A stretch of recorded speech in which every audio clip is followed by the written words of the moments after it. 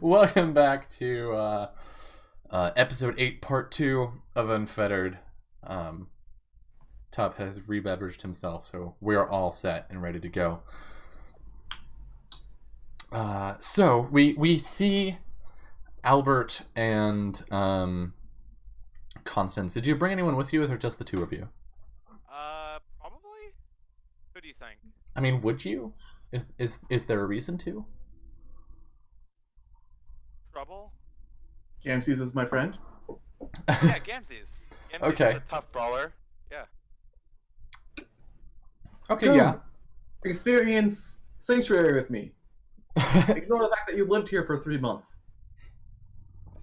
I mean, Gamses only kind of lived there for 3 months. Gamses mostly lived on the beating up Imperials for 3 months. And this is where I put some cultists. Yeah, she Wait. looks over. Oh, really? Wait. Question. What kind of cultist did you kill? Well, they worship the Dimension Spider. Oh, okay. Never mind. If you're not going to tell the truth, why did I bother asking? What? No, that sounds very, very real. And Constance, we have talked about this. It is not safe to say those words. You two and your shenanigans. No, but No limit. but really, me and Captain Dumb. Wave had to clear it out. Come, Who would Albert. worship... our shenanigans give you life. You know it. If only. I feel like I'm taking years off my life rather than adding them. Yeah, she like kicks a bit of trash out of the street, and then looks up. Is this the place? Is this where the cult was? Is this the building? That's rather suspicious, don't you think? No. His house is a different building from where she cleared out the cultists. They're just in the same neighborhood. Should we be slightly more concerned about this, or do we think this is going to go well? What? Are you afraid? I'm afraid of nothing. She like punches her fists together, and there's a spark. I think we'll be fine. Very well. You lead the way. Okay, bunch.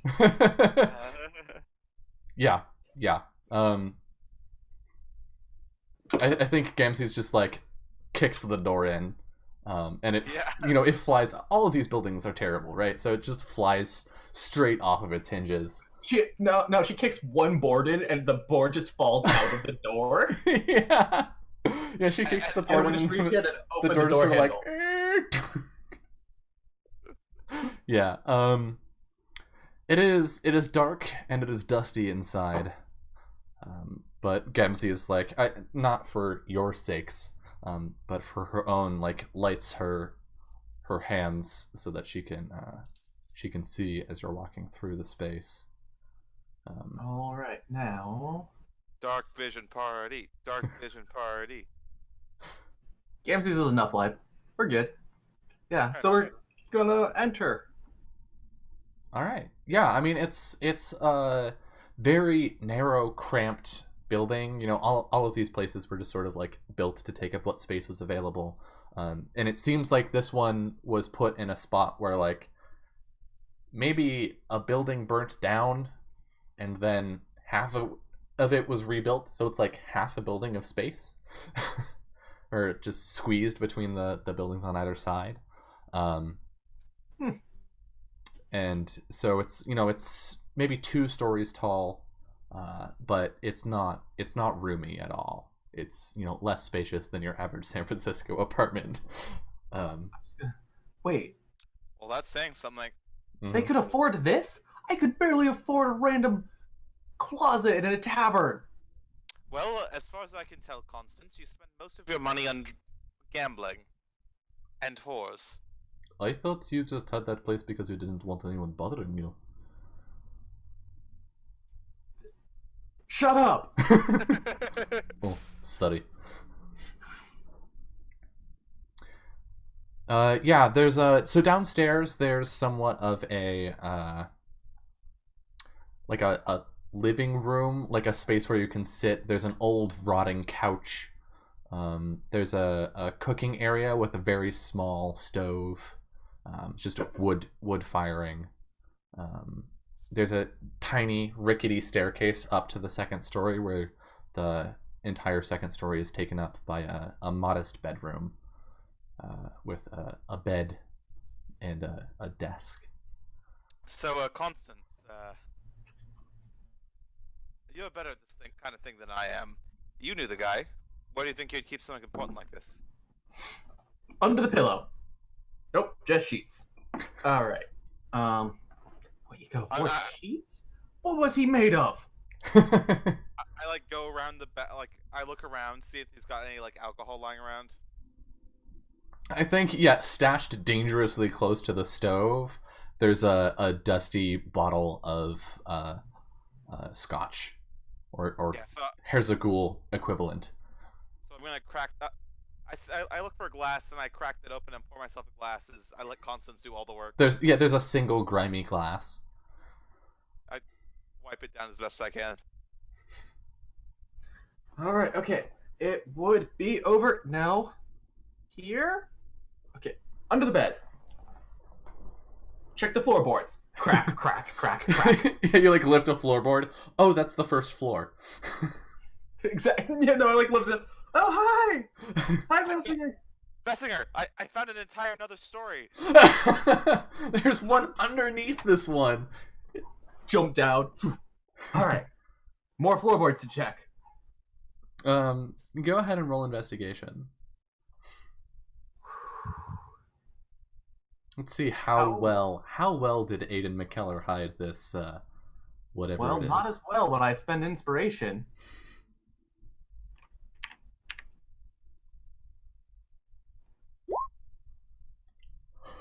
Oh! The crit! Inspiration well spent. Okay, I think rather than just finding it, you find it and in good condition. Hidden away behind the rotting couch, somehow spared by the decay, you find a small leather-bound hand journal. Got it. Let's see what's in here. So Gamzees, Words. you mentioned that you had a family. Like we're like sitting there trading the scotch glass, I imagine. Mm-hmm. Just passing it back and forth. She's like occasionally taking a swig and spitting it out to like fire and like, Yeah. Oh, yeah, chuckle. So Gamzees, where are you from? What part of Mardun are you from? Dun Simic born and raised. Wow. That city is my heart. Well, I'm glad that the city has someone as good as you looking after it. And then like Constance like a book. Ah, great. Perhaps now you can learn to read. I will flip it. God damn it, it's just words. Hey, I'm like quadlingual here. I can read. Yes, Oh, tell yourself she whatever can you need. read now. Reading, that's a new one. Has she shown you her child? She is so proud. Big Gamzee, you're here. Who's watching the egg? I gave it to Sean. No. I think Roderick said he wanted to look at it, so he seemed capable. He has a wife. He must be trustworthy. Let me tell you. Now, in my I have military been career- smart enough to set my anchor to the ship. Roll an int check. Why do I keep closing my character sheet? So the question is, would it be high or low that would determine what? I think it would be high that she's thought ahead that something could go wrong and set an anchor. Oh, okay. Intelligence. 16, good enough. Yeah, you can have an anchor if you want it. Later. Alright, so the two of you are just standing there in this tiny kitchen with the scotch, and she disappears. Well, I guess that still settles that. Pass the bottle. Oh, Damn it, Constance. Yeah, we're just like, we're passing the bottle now.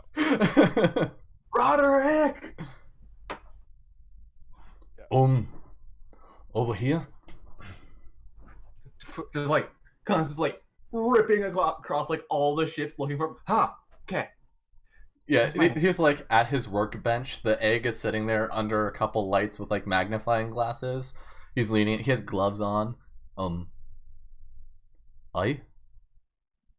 My egg. Okay, it's fine. Okay. Oh, this is yours. My baby. Oh. Stroke it.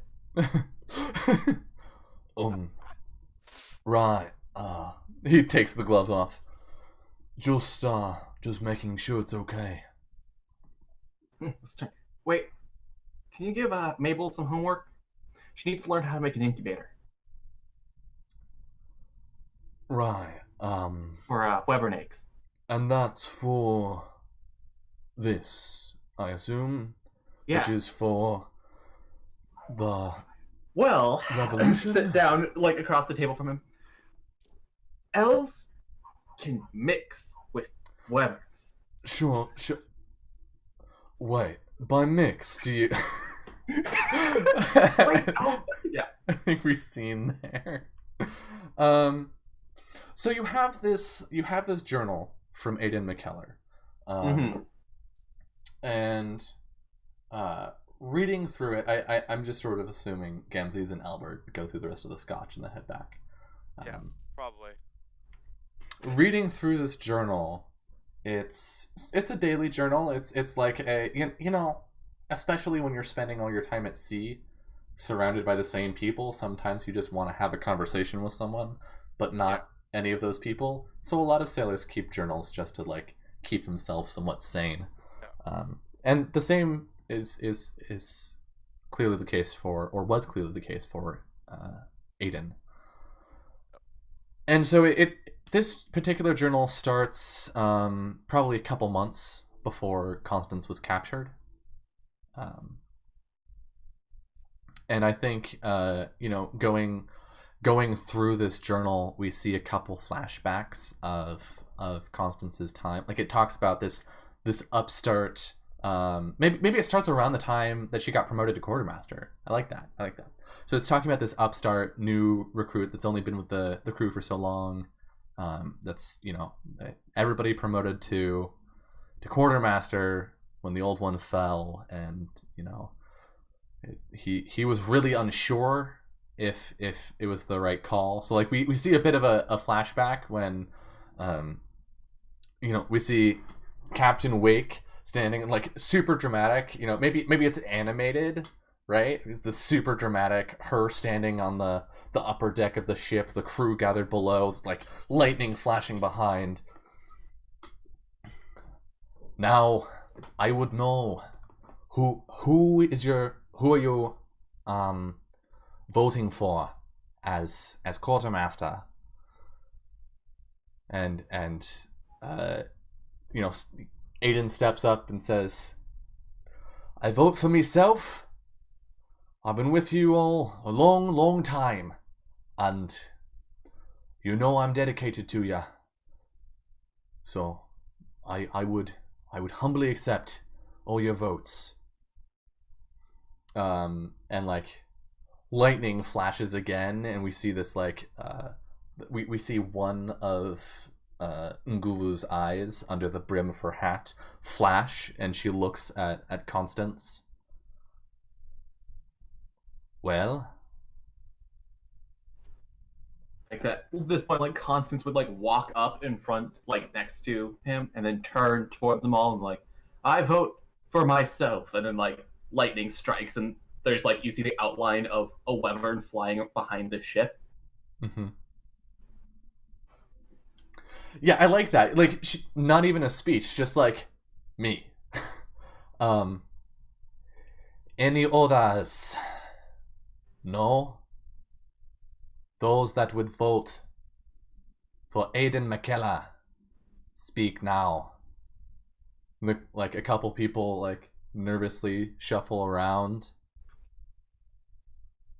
and we see like a wicked smile across her face, and Constance, and the whole crew just goes up and cheers. And it fades back to Constance reading this journal. We keep reading and we go forward, and we see scenes of combat as you're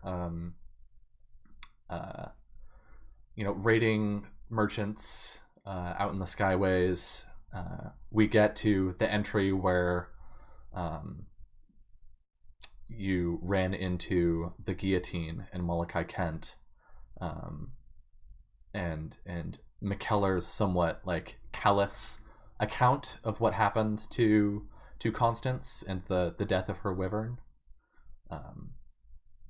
How does Constance react to reading that?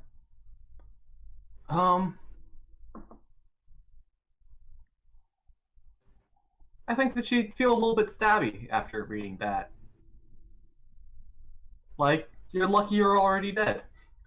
Do we maybe like hear her say that under her breath as she's reading? Yeah. Maybe not even under her breath. Yeah, like maybe kind of loud, and like other people's jump and like, huh, what?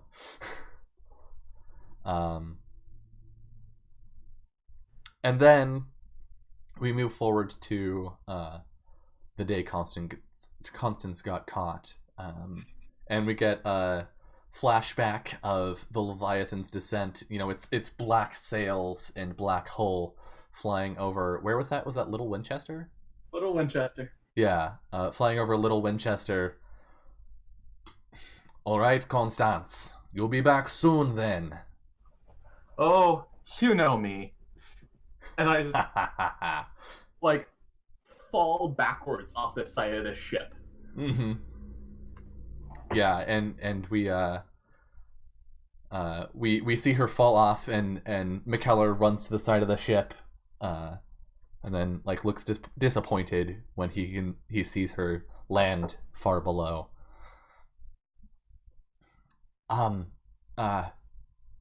Captain, if we're going to be in the area, if I could be let off the ship for a small while. She nods. Aye, first mate. But you too. And she like points one ringed finger into like the crest of his rib cage. You'll be back soon. We have things we must find. Bastard turned me in. The next entry is him saying, him writing, I've done it. She's gone. The bastard made it, or the monster made it so easy for the guards to find her. If it wasn't my plan to get arrested in the first place. And so like we see him getting back on the ship, out of breath. Captain, it's terrible. And Constance, she's been taken. What is it you're telling me? And she like reaches forward and like grabs the front of his shirt and lifts him up. Her hair flowing behind her in like these angry curls. What happened? I lost track of her just for a moment, and then the guards. She's headed to Sutter Jail. I'm sorry. And the next few entries talk about Captain Wake essentially raining retribution upon the towns, the less protected towns in sort of the like northern regions of Mulland, like sort of around here, until one day they took a merchant ship and discovered they found an old tablet written in the ancient language of Hersagul, that spoke of a hidden treasure vault beneath modern day Mulland. And McKellar writes that after that moment, after that raid, Captain Wake seemed different. She was driven by a new ambition. Constantly talking about, if we can find this place, if it has the power that people say it has, maybe we can take on even Sata Jail. And so they spent months searching for this place. It's just pages and pages of, day 30, still nothing. The captain seems worse. Day 100, the captain swears she's found something. And then, like, the entries have just come down to a single sentence. Day 120, it's real. Day 121, we did it, but not everyone made it. Day 122, captain seems changed. Crew, too. Day 130, I left the ship. Day 150, I can't forget. I can't forget. And that's the last entry. Wow. This has got a lot more complicated. Slam the book closed. I'm gonna walk by and just like hand it to Vessinger as I walk. We're finding it. It's what? Storming out. I was gonna stop myself there for a second, and decided, fuck it. Where is Kelly? Roderick? Your wife?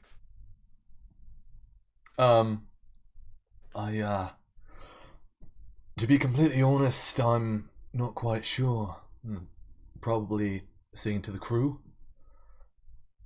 Well, she's gonna be seen to need to be seen to a lot of crew. We're heading out immediately. Right. Absolutely. I'll get things in order here. We've only got, we've got a couple hours to set sail. Constance will just be angry on the crow's nest of whichever ship has a crow's nest. Yeah. So you're on either Stormsinger or Lord Austinwald's Revenge? I think we already established Lord Austinwald's Revenge didn't have one, but we just got all our ships modified, so it might now. Yeah. Yeah. So one of the ships, I'm just up there, being angry. Which of the two? I think I'll be on Lord Austinwald's Revenge. Okay. That's the ship I'm the most used to. Mm-hmm. Of course. All right. So we're gonna set sail for the area between Mullen and the Draconic Isles. Mm-hmm. I'm gonna pull Zaire aside. Zaire, I have an important task for you. What? Yes. I have an important task for you. We've roughly discovered some of what Constance's old crew were up to, what the Leviathan's descent had done. And from what we can tell, they discovered an old vault, and I see. Perhaps have been changed by that experience. I don't know if this vault is something with regards to the old artifacts, similar to the kind you find in Maradoon or something else. But we need your help to find it. I will do what I can, of course, Captain. Thank you. And if we find this place, will it be like the last one? Or should I say, will you be like the last one, or like before it? Things will happen however they are. Our priority is finding the Leviathan's descent before all else. if you can sense anything of that, we should head there. But if not, this vault may give some clue to where we have to be heading, and to what they might have found. It shall be as you say. Thank you. And then I think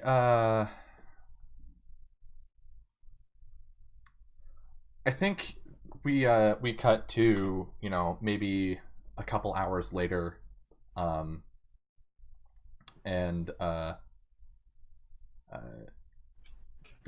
you're all flying, and we see Kelly come down a rope off of the cog, which is where she was staying, right?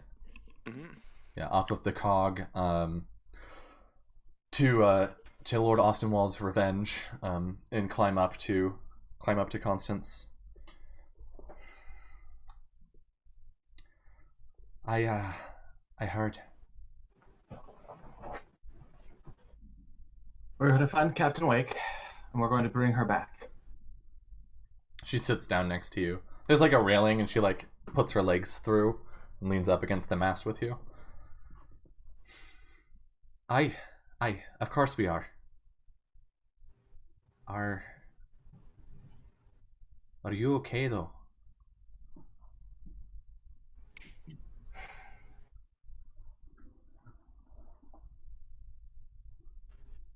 In my life, I've experienced many things. The person I thought closest to me threw me into the arcane, and I made it out. Then, I spent months lost in a desert while my wyvern had a broken wing, only to find a weapon which is about as powerful as I am.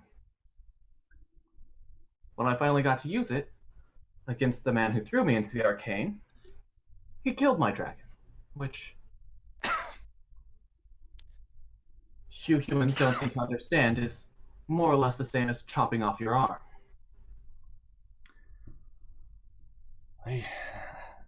I've survived so far.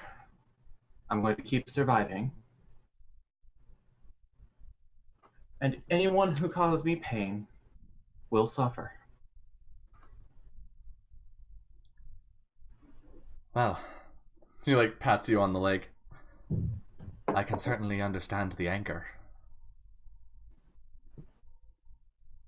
I think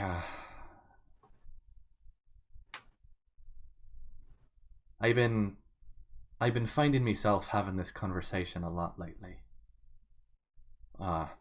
Only I think I'm just now understanding it. I guess what I'd say is, you know, keep surviving. Keep yourself alive, but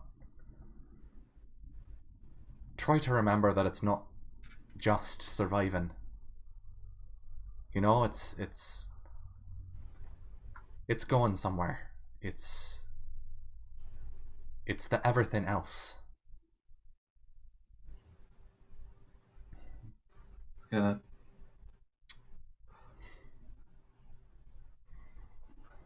Have you ever had the world itself tell you you're meant to do something, while the fates decide to take everything from you? I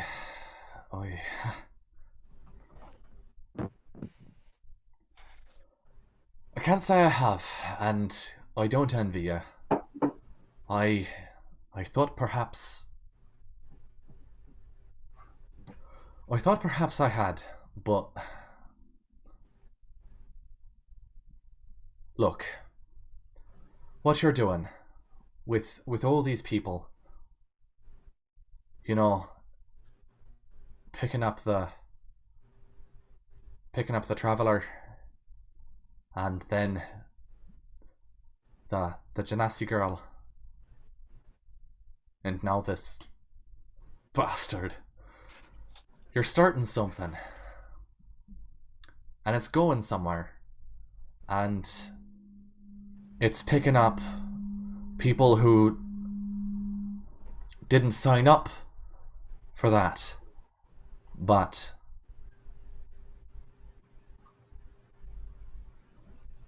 I guess what I'm trying to say is these things you've been through, these things you lost, they give you stakes, sure, and they hurt, sure. But they give you experience. They give you a chance to gain some perspective, to lead these people with more than just ignorance and more than just feelings. You know? You know. You've been there. And you and the more I hear about Vessinger, you're in a position to do something, and I guess all I have to say, and she like starts standing up. All I have to say is be aware of that. You know, this could be a curse. These things that have happened could just be, you know, scars. They could just be injuries. Or they could be lessons. They could be the things that keep it from happening to the rest of us. She, you know, shifts uncomfortably. Yeah. Kelly, let's have the crew be treated to some extra rations and treated extra well. As soon as we find the Wake, Captain Wake, we will be setting sail back to Mara Dune. I have a promise to uphold. As you command, Quartermaster. She salutes, like she salutes with the wrong hand, but she salutes, and then bows, and then looks a little confused, and I'll be taking me leave, and she heads out. So you are traveling quite some distance. In an armada. Yeah. The 5 of your ships now are traveling about, I'd say, 400-ish miles, which is 2 days, I think. No, 5 days. 5 days. 80 times 5 equals 400. I did it. Yeah. So you're traveling 5 days, meaning it is now the 11th by the time you reach the skyways between Moland and the Draconic Isles. Someone's got Windows stuff. I'm definitely not Googling up how many ships make a technical armada. Absolutely not. You would never. So let's see, 400 miles. Let's plop you over here. And you sail, partway through you encounter a sky Leviathan, but it leaves you be. Maybe in the distance over the wind, you hear the old man on the pleasure palace being like, "Oh yes, the sky Leviathans. Well, there's an old tale about them. You see, once upon a time, there was a particularly well-endowed fellow who loved the sky." Wow. Wait, question. Did we learn his name? If No. not, we're not learning it. Yeah, no, you don't know his name. Good. That's good. Yeah, he's the crazy old guy. So technically we're a naval squadron. A squadron? Oh, okay. Because there is no technical numbers, but we are less than an army, so that puts us at a squadron size. Okay, all right. There's also some other words you could check are fleet and flotilla. I don't know if those are technically the same, but our fleet is an armada. Gotcha. What about flotilla? Probably the same. Probably the same thing. Yeah, pretty real. Anyways, so. But yeah, you arrive in this space, and yeah, what is your plan once you get there? Are you just sort of gonna like hang out or what? Because this is a big area. I'm gonna have Zaire search first. Okay, so Zaire's gonna like take the wheel and look for a storm. Fates take the wheel. Yeah. I feel like there's gonna be a good chance the Black Sheep's about to go sailing into a storm, isn't it? Yeah, I wonder why you looked up all those strong wind rules before the game started. I have no idea. Flotilla is... we might be a flotilla. Okay. A small fleet of warships. Okay, yeah. I think you could reasonably call yourself a flotilla. Yeah. Yep. Have a list of size. The name of this section on YouTube, if I remember, is going to be just Flotilla. It's going to take people 35 minutes to find out why. Alright. Okay, yeah, so go ahead and roll No, it might still be a squadron. roll survival for Zaire and go ahead and give them advantage. Alright. And this is more of a how long does it take than a if it happens. Hey!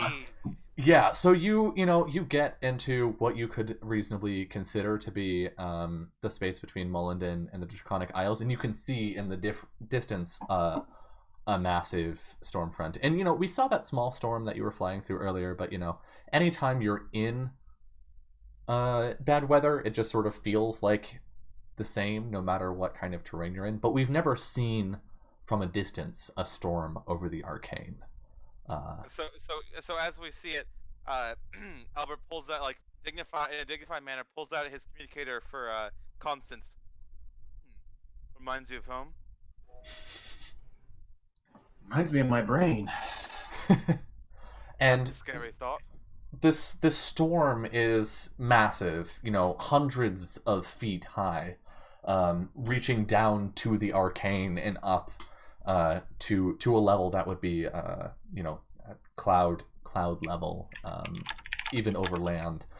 These just massive boiling columns of clouds and lightning arcing through, maybe an hour away at your current pace. And so here, this is the right place, right? I would not know if it is the right place, but it is certainly it is a storm. And let's see what the spyglass has to tell us. Yeah, I'm going to start tethering the small ships together. Okay. And so we're just not going to try to mitigate us getting separated. Okay. Yeah. But I guess it's gonna fuck us over if combat starts. But I think what that basically means is you're grappled. Those two ships are grappled based on the boarding rules, effectively. Well, but I was gonna grapple a bunch of our ships together and make a clump. Hey, so Dylan. The cog is dragging both skiffs behind it. Hey, Dylan. Could I spend some lore for me to have said, yes, I spent some time researching my spyglass. Researching new ways of using the spyglass to possibly mitigate the visibility issue with regards to keeping the ships together. I don't think you have to spend a point on that. I think because keep in mind you have effectively a hologram of the space around you, and you have instant voice communications between the ships. It just means coordinating all of that, I think, would take a lot of your attention. Someone in there. I'll be the one to take that coordination. I'll tell Zaire to keep a watch out for things. Okay. Are you still planning to tie the ships together? No. No, we're gonna. Because it's an unspoken thing, but the possibility that Wake is hostile is too high for us to take that risk. Okay. Vessinger wouldn't even say that to Constance at all. That's just his I, running I assumption. think everyone's kind of assuming it at this point, including Yeah. Constance. All right. So, I think, so you start heading toward the storm? Yes. Yo. The crew murmurs, like, people are a little uncertain about this call. Why don't John... I have the power to increase my voice? Why is this not a mystic option? John walks up to Albert. No, not saying I'm a sailor or anything, but I thought it was a bad idea to be sailing into storms. Seems crazy, doesn't it? You think that this storm cloud is rather imposing, don't you? I'd say yes. Well, let me tell you something. I want to know something that's a lot more terrifying than any storm or lightning or wind is the fucking Empire. The very enemy we're squaring up against. So if we're going to walk away from this giant storm, a storm that holds a possibility that could define our fleet, because we were afraid we might get lost, I think that's not a mighty start to a force that's supposed to take on the Empire.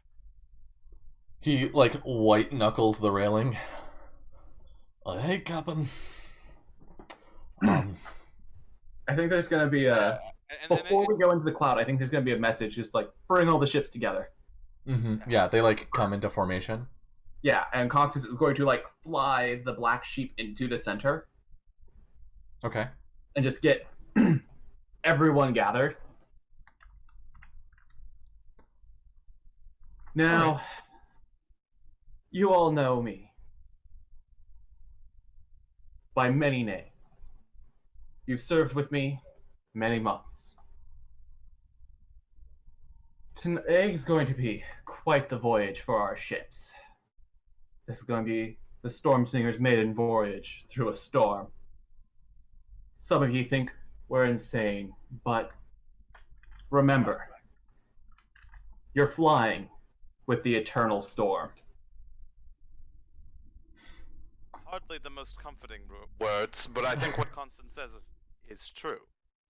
We're not just some amateurs who've never handled any kind of condition before. This may seem terrifying, but the threats we'll face in the future are far more steadying, are far more dreadful or dangerous. This is a storm, chasing a single ship. To say that we haven't done this before is to say that a bird has never taken flight. The crew sort of nods. Why don't you each make a persuade roll? I'm just gonna pop that inspiration now because yes. This is an important part where narratively, if I fail this, it's gonna look real sad. Yeah, yep. True. But I'm still just rolling a flat d20. Hey! That 20 though. Come on, match him. Don't roll 1. Oh! Now you've all been flying with me for a very long time, and you know the titles I'm called by.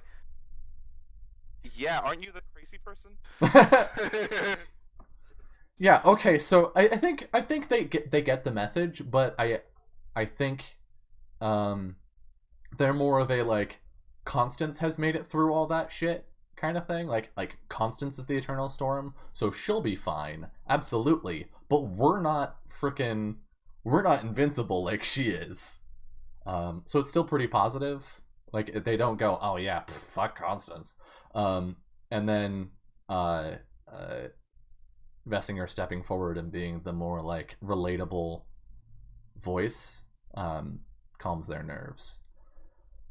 And that's yeah, the only time he's the more relatable voice, but hey, first time for everything. I mean, you know, I think they're used to you being like maggots, and so you being like, no, we've got this, we can do this, is enough contrast for them that they can they can sign on.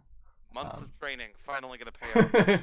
What's conditioning? Pavlovian conditioning. Yeah. So you fly toward the storm. And even just approaching it, the winds are noticeable. The sails are whipping about. You have to tie things down. The whole crew, everybody moors themselves at their stations, because this, theoretically, mooring as a technique and an art is a thing that sailors practice in case they run into pirates or sky leviathans or something, right? And the ship has to pull some crazy maneuvers, but really it was perfected for storms, Yeah. because it's one thing to die in battle. It is another thing entirely to die when winds just snatch you up off of the deck and throw you into the abyss. Not everyone can be magic and special and survive. Yeah, that is a sailor's worst nightmare, effectively. Yep. So you got various people practicing various superstitions to bless themselves going into the storm, and then the storm hits you. And it's violent and it's dark. Visibility is cut to a minimum. You can see the ships around you through the driving rain, but they're all sort of faded and muted. And it's nearly impossible to really tell the scale of the storm. It's these massive clouds rising up around you, lightning flashing between them. We get an arc of lightning that just crosses over the deck of one of the ships. Yeah. In this massive arc. And moving forward, we can see everybody straining at their stations. We see the various troublemakers trying to keep the ships in order and close together. And I think we see Constance looking out into, peering into the clouds, into the storm. We see Albert maybe with the spyglass. I think Albert's taken the wheel of the Storm Singer. He is up at the front of the Storm Singer. He's the spyglass in one hand, the wheel in the other. Yeah. And he's tied down to the wheel at the front. Your coat whipping behind you. Yeah. Mm-hmm. And then there's a crash of thunder and a flash of lightning, and someone shouts, "Over there!" And then everybody turns to look, and there's a tense moment as everybody waits, and then another flash of lightning illuminates this ominous dark shape behind the clouds. And Constance immediately recognizes the shape of the Leviathan's descent. It's black sails flying. And I think we go to our second break here. I knew you were gonna do that. I knew that as soon as he was explaining a lot. Yeah. Right? All right. We're gonna take our second break, and we're gonna come back for hour 3 of episode 8 of Unfettered in just a couple minutes. See you there.